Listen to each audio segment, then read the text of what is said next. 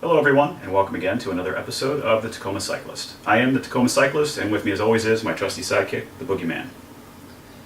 Today's a rather exciting episode of the Tacoma Cyclist. We're going to be unboxing the new SRAM Red eTap group set.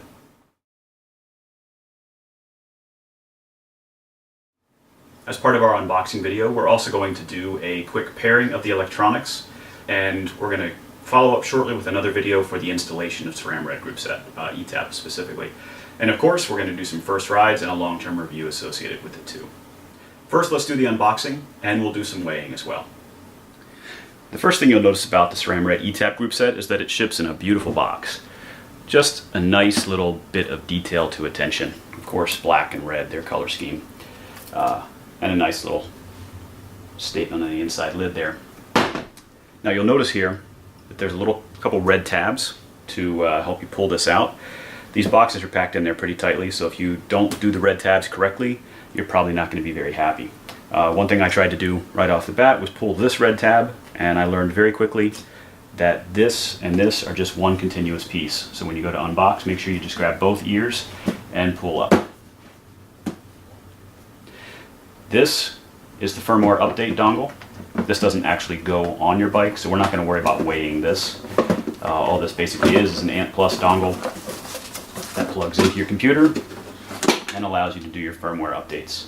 So this little USB stick here. I have yet to find out if this will work just if as a regular Ant dongle. It'd be a nice little touch if it does, because then maybe if you also happen to have a smart trainer, you can use that dongle as an all-in-one. Thank you. Next up, another piece that I'm not going to be weighing, and that's because this is the battery charger. You've got your placer batteries. Now the SRAM Red eTap group set uses the same battery for front and rear. So if you happen to go, one of your batteries dies while you're out on a ride, move your front battery to your rear and you can still use your rear mechanism, and you can still get home instead of just limping home on one gear. You still have 10 or 11 to work with. Standard charger, very much like the Apple style chargers where you can remove the connector piece.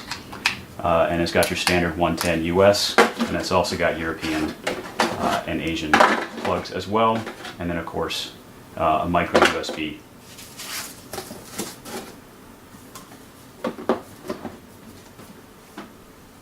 Thank you. Next, front derailleur. Of course I'll be weighing this, but not yet.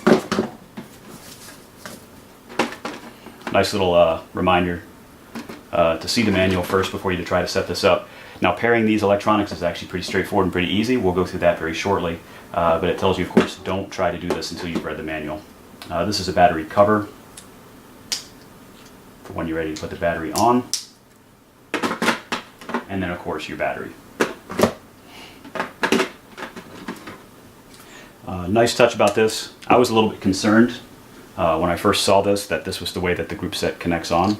I was worried that the battery itself was, the battery holder was somewhat flimsy. This connects in there really solid, and it seems to be a pretty stable device. So if you're worried about your battery popping loose, you shouldn't be.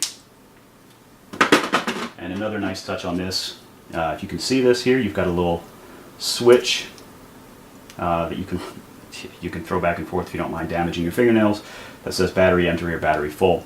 I'm not exactly sure why that's necessary, unless you happen to have a bunch of spare batteries laying around. Maybe this is the case, but if it's on your bike, I'm assuming that it's ready to ride. If it's on the charger, I'm assuming it's charging. So, but it's a nice touch if you happen to have a couple extra batteries laying around.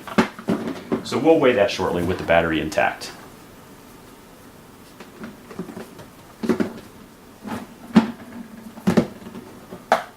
Alright, same thing for the rear mech. Again, same battery itself, same little switch, same battery cover, same solid feel to it. It is plastic, but it doesn't feel like it's going to go anywhere anytime soon. It's a stable, sturdy plastic. Overall, really lightweight. Actually, relatively impressive. Of course, for the price you pay for this, it better be impressive, right?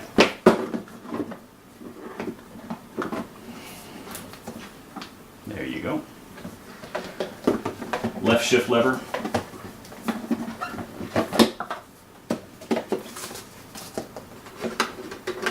I have to admit, we've pulled this out and already played with it a little bit, but I gotta tell you, initial feeling, this grip feels fantastic. It's just narrow enough that it's not uncomfortable, but not so narrow that I think it's going to cause any pressure or pain over time.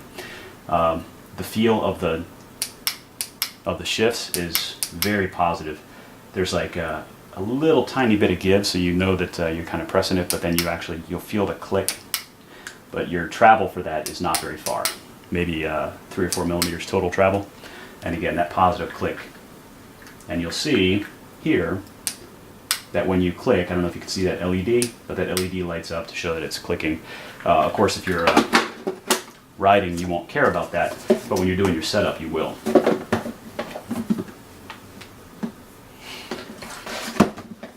And the right shift lever.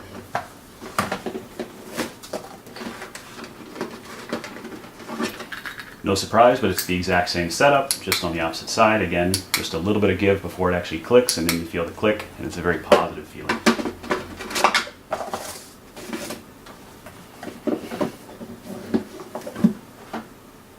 And finally, to me, a nice touch, brake cables and brake cable housing. Now I have a relatively brand new bike, so I probably won't need to replace my brake cables and brake housing, but you know what, it came with it, so why not? It'll just be probably easier to replace all of this than it will be to work with the stuff that's in place. And let's face it, I never mind having new cables, and of course when it comes to the brakes themselves, I'm all for new smooth cables. That's it for the unboxing. We're going to go ahead and weigh these here in just a moment. Okay, now for some moments of truth. This is right shifter, 132 grams. Left shifter, 132 grams. Very precise. Front derailleur with the battery in place, 159 grams. And rear mech with the battery in place, 239 grams. I'm not sure exactly how that compares directly to the Red group set. I haven't memorized the numbers from that group set, but I do know that this compares relatively favorably, especially when you remove the shift cables from the bike. I do know that the front mech and the rear mech obviously weigh a little bit more because of the battery and the electronics associated with it. The shifters weigh a little bit less, but again, when you take out the cables, you somewhat balance that out. Okay, the next step is pairing all of these electronics, which is actually pretty straightforward, but there is a time limit associated with pairing this. You don't want to pair it and then get halfway through and then it times out. So something I would recommend is to set everything so that you're easily able to access the different function buttons. On the shifters, here's your function button here and here, and on the front mech, it's here. The electronics for pairing are all in the rear mech. The key to this is to press and hold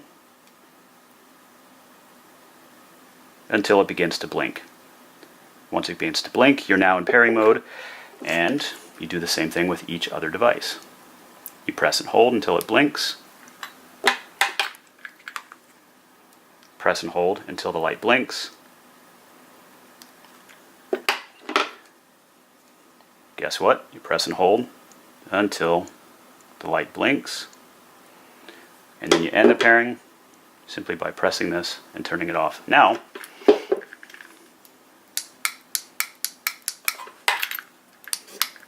oh, there we go.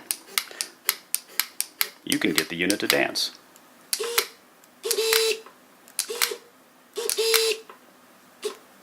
Kind of a cool sound.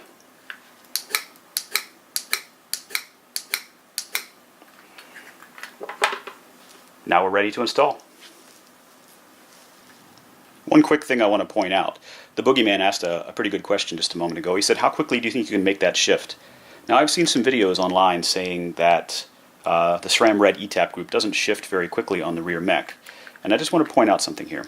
Yeah, we might not be talking about the quickest shifts, and yes, I understand that with a Di2 setup, you can change the speed of your shifts on your rear, but I just want to point out, well, bad example. Okay.